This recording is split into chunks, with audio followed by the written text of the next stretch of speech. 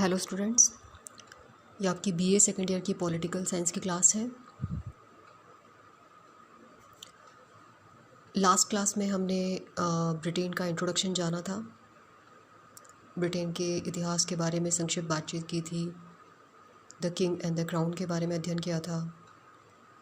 और आज जो हम पढ़ेंगे वो है ब्रिटिश पार्लियामेंट, ब्रिटिश संसद।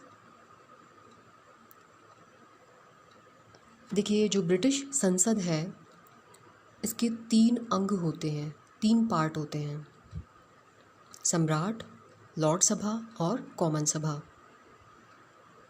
और ये तीनों ही अंग मिलकर के कानून बनाने का कार्य पूरा करते हैं।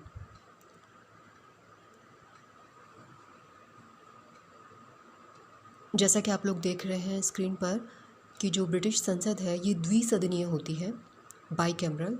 जैसे भारतीय संसद क्या है, द्विसदनीय, इसी प्रकार से ब्रिटिश संसद द्विसदनीय है।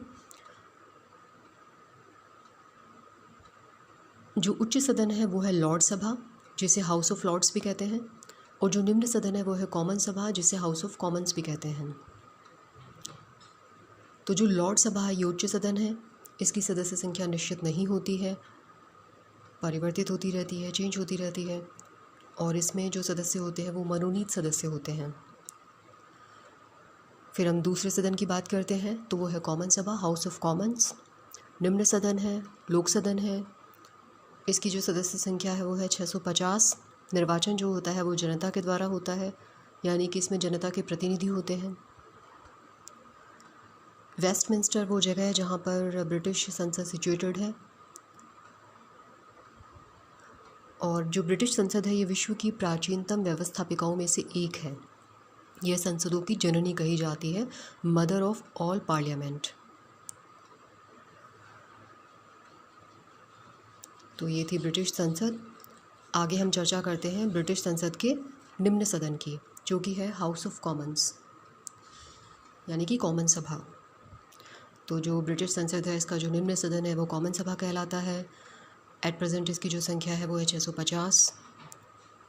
और जो इसके सदस्य हैं वो किस प्रकार से चुने जाते हैं, तो उनका जो चुनाव होता है वो जनता के द्वारा होता है, प्रत्यक्ष गुप्त मतदान की चुनाव पद्धति के द्वारा। और यह सदन जनता का प्रतिनिधित्व करता है। प्रत्येक निर्वाचन क्षेत्र से एक प्रतिनिधि चुना जाता है। आगे हम बात करते हैं योग्यता की और क्वालिफिकेशंस की। तो जो ब्रिटिश संसद है उसका उम्मीदवार ग्रेट ब्रिटेन का नागरिक हो। जो हम कॉमन सभा के चुनाव लड़ने के लिए हम इसकी क्वालिफ़िकेशंस की बात करें तो सबसे पहला है कि वो ग्रेट ब्रिटेन का नागरिक हो, उसकी आयु कम से कम 21 वर्ष हो, उसका नाम मतदाताओं की सूची में हो। तो ये थी क्वालिफ़िकेशंस। आगे है कार्यकाल यानी कि टेन्योर। तो देखिए यह 5 वर्ष होता है, लेकिन इससे आगे बढ़ा भी सकते हैं। और अगर ऐसा हो कि विशेष परिस्थितियाँ हो, उसमें सम्राट प्रधानमंत्री द्वारा सिफारिश किए जाने पर इसे 5 वर्ष से पहले भी विघटित कर सकता है। तो ये था इसका कार्यकाल। आगे हम बात करते हैं कि जो कॉमन सभा के जो सदस्य होते हैं इनको कुछ विशेषाधिकार प्राप्त होते हैं। वो किस प्रकार के होते हैं, जैसे कि सदन में भाषण देने की पूर्ण स्वतंत्रता होती है इन्हें। संसद में अपने कर्तव्य पालन के दौरान जो भाषण दिए जाते हैं, जो एक्टिविटीज़ की जाती हैं, जिन एक्टिविटीज़ में पार्टिसिपेट किया जाता है, तो उनके कारण उन पर कोई मुकदमा नहीं चलाया जा सकता।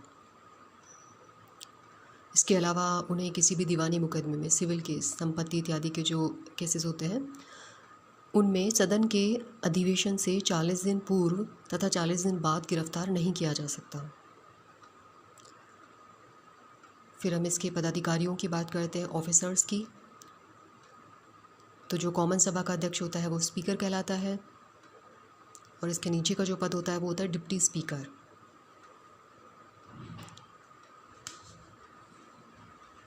अब देखिए, जो स्पीकर है ये निम्न सदन का अध्यक्ष होता है।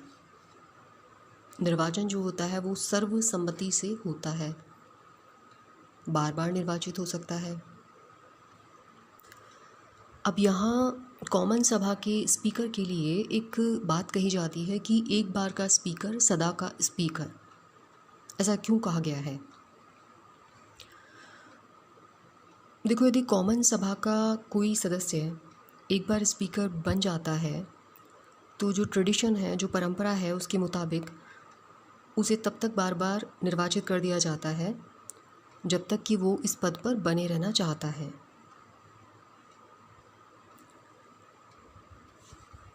तो स्पीकर जो है वो निर्वाचन क्षेत्र से प्राय निर्विरोध ही चुन लिया जाता है। मतलब कि क्या है कि कोई दल उसके विरुद्ध उम्मीदवार खड़ा नहीं करता। तो ये जो सिस्टम है, ये जो व्यवस्था बनाई, इस वजह से यह स्पीकर का पद निष्पक्ष बन पड़ा है। मतलब इस व्यवस्था ने इस स्पीकर के पद को निष्पक्ष बनाने में महत्वपूर्ण भूमिका निभाई है।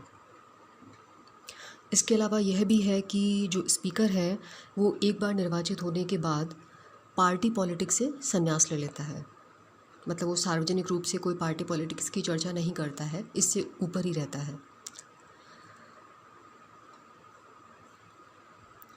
आगे हम बात करते हैं कि जो निम्न सदन है उसकी पावर्स और फंक्शंस के बारे में, उसकी शक्तियों और कार्य के बारे में। तो सबसे पहला जो कार्य है वो है कानून का निर्माण, जो कि इसका मुख्य कार्य है। तो कॉमन सभा जो है इसका मुख्य कार्य क्या होता है? कानून का निर्माण। किसी भी विषय पर ये कानून बना सकती है। अब देखिए, साधारण जो विधेयक होते हैं वो तो चाहे उच्च सदन हो चाहे निम्न सदन हो, किसी भी सदन से शुरू किए जा सकते हैं।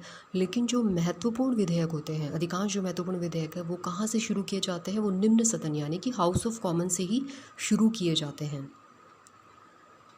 और कोई भी विधेयक है वो किस प्रकार से कानून बनेगा कि दोनों सदनों में पारित हो गया, पारित होने के बाद उसे सम्राट यानी कि जो राजा होता है उसकी स्वीकृति के लिए भेजा जाता है।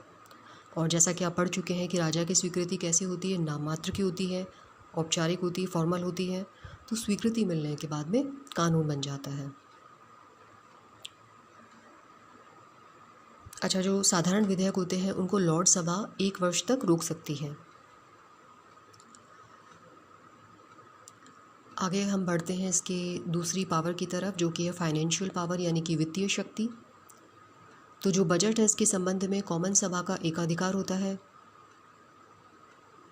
धन खर्च करने की अनुमति देना, सार्वजनिक वित्त की देखरेख करना, सभी कार्य जो है वो कॉमन सभा के द्वारा किए जाते हैं। अब जो धन विधेयक है वो केवल कॉमन सभा यानी कि निम्न सदन से ही शुरू होता है। अब वहाँ से पारित हो जाएगा, वहाँ से पास होने के बाद में उसे उच्च सदन यानी कि लॉर्ड सभा में भेजा जाता है। तो साधारण विधेयक को तो लॉर्ड सभा 1 वर्ष तक रोक सकती है, लेकिन जब हम बात करते हैं धन विधेयक की तो लॉर्ड सभा इसे कितने टाइम तक रोक सकती है? इसे अधिक से अधिक 1 महीने तक रोक सकती है। और 1 माह की अवधि अगर बीत जाए तो उसके बाद में वो उसी रूप में पारित समझा जाएगा जिस रूप में उसको निम्न सदन ने पारित किया था, चाहे लॉर्ड सभा उसे अस्वीकार करे या उसमें कोई संशोधन प्रस्तावित करे। आगे हम बात करते हैं निम्न सदन के तीसरे कार्य की तरफ, जो है प्रशासन की निगरानी, सुपरविजन ऑफ एडमिनिस्ट्रेशन। देखिए, सरकार या प्रशासन हम कहें तो उसके सारे जो कामकाज की निगरानी होता है वो निम्न सदन का कार्य है। और जैसा कि भारतीय संसद में भी होता है कि जो मंत्रिपरिषद है वो किसके प्रति उत्तरदायी होती है? निम्न सदन के प्रति, लोकसभा के प्रति। उसी प्रकार से वहाँ भी जो मंत्रिपरिषद है वो निम्न सदन के प्रति पूर्ण रूप से उत्तरदायी होती है। और जो मंत्रिपरिषद है वो तभी तक अपने पद पर बनी रह सकती है जब तक कि उसे कॉमन सभा में बहुमत प्राप्त है। तो इस वजह से क्या होता है कि जो सरकार होती है वो निम्न सदन की कृपा दृष्टि प्राप्त करने के लिए या उसका विश्वास प्राप्त करने के लिए निरंतर सजग रहती है, क्रियाशील रहती है, प्रयत्नशील रहती है। अब जो कॉमन सभा है वो किसी एक मंत्री के खिलाफ या पूरे मंत्रिमंडल के खिलाफ अविश्वास प्रस्ताव ला सकती है। और यदि मंत्रिपरिषद द्वारा जो घोषित विधेयक है उसको अगर निम्न सदन नामंजूर कर दे तो मंत्रिपरिषद को त्यागपत्र देना पड़ता है। आगे हम बात करते हैं अन्य शक्तियों की, अदर पावर्स की। तो देखिए, जो कॉमन सभा है इसके सदस्यों का जनता की प्रतिनिधि होने के नाते कर्तव्य बनता है। जैसा कि आपने देखा है कि इसके जो सदस्य होते हैं उनका चुनाव किस प्रकार से किया जाता है, प्रत्यक्ष चुनाव होता है, जनता के प्रतिनिधि होते हैं। तो उनकी एक तरीके से ड्यूटी बनती है कि वो जनता की शिकायतों को सुने, उनकी समस्याओं को सुने, उनको सदन में प्रस्तुत करें ताकि उनको दूर किया जा सके।